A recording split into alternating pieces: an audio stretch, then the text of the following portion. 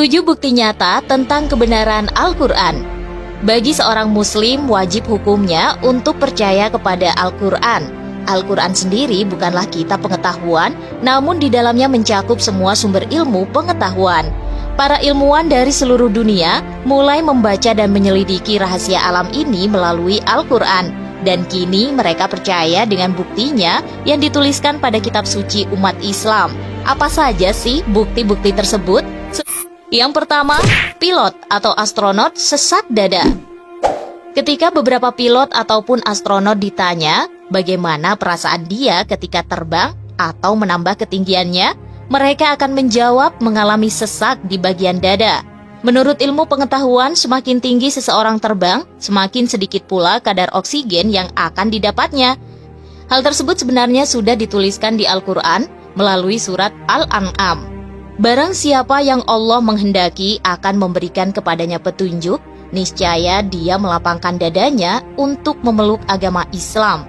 Dan barang siapa yang dikehendaki Allah kesesatannya, niscaya Allah menjadikan dadanya sesak lagi sempit, seolah-olah ia sedang mendaki langit. Begitulah Allah menimpakan siksa kepada orang-orang yang tidak beriman. Al-An'am ayat 125. Kalimat mendaki langit ditujukan pada pilot ataupun astronot.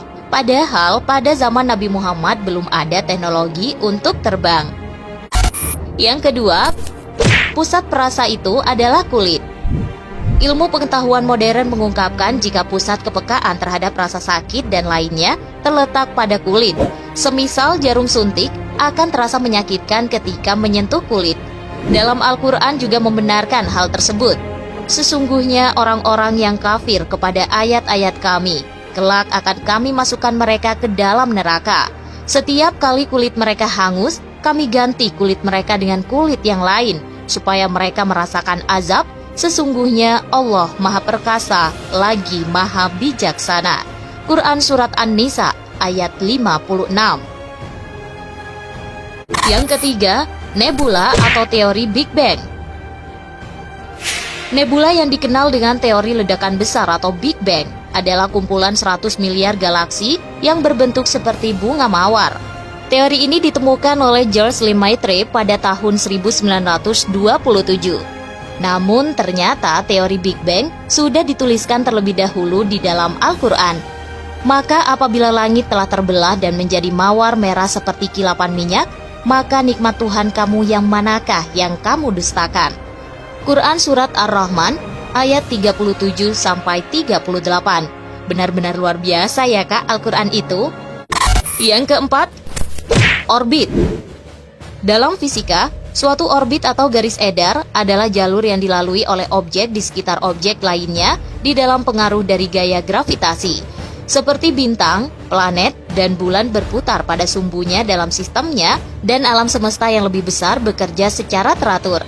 Semuanya bergerak pada orbit tertentu. Di Al-Quran sudah tertuliskan sejak lama loh Kak. Dan dialah yang telah menciptakan malam dan siang, matahari dan bulan. Masing-masing dari keduanya itu beredar di dalam garis edarnya. Quran Surat Al-Anbiya ayat 33. Yang kelima, bumi dilindungi sebanyak 7 lapis. Bumi tempat kita berpijak dilindungi oleh 5 atmosfer yang bergantung pada suhu, yaitu lapisan troposfer, stratosfer, mesosfer, termosfer, ionosfer, eksosfer, dan magnetosfer. Sedangkan ionosfer adalah wilayah atmosfer yang terpengaruh oleh radiasi matahari. Lalu ada magnetosfer yang berada di lapisan luar ionosfer dan merupakan wilayah atmosfer yang dipengaruhi oleh medan magnetik. Semua sudah dituliskan di dalam Al-Quran. Allah lah yang menciptakan 7 langit, dan seperti itu pula bumi. Quran Surat At-Talaq ayat 12. Yang keenam, gunung mencegah gempa bumi. Dalam penelitian geologi disebutkan ternyata gunung dapat mencegah gempa bumi. Salah satu sifat gunung yang paling signifikan adalah kemunculannya pada titik pertemuan lempengan-lempengan bumi yang saling menekan saat saling mendekat. Dan gunung ini mengikat lempengan-lempengan tersebut. Di Al-Quran juga dituliskan tentang hal itu. Dia menciptakan langit tanpa tiang yang